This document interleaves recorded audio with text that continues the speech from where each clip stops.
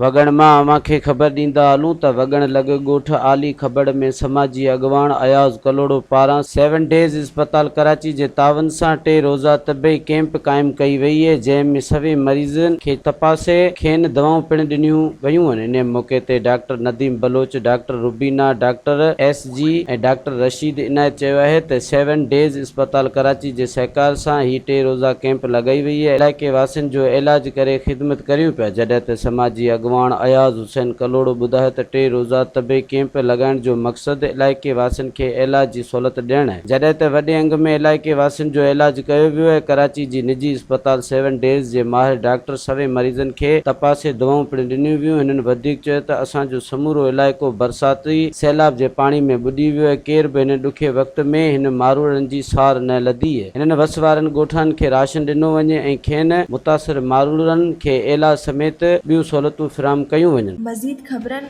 ऐं तफ़सीलात लाइ विज़िट कयो असांजी वेबसाइट www.awamiNewsHD.com ऐं ॾिसंदा रहो अवामी न्यूज़ HD।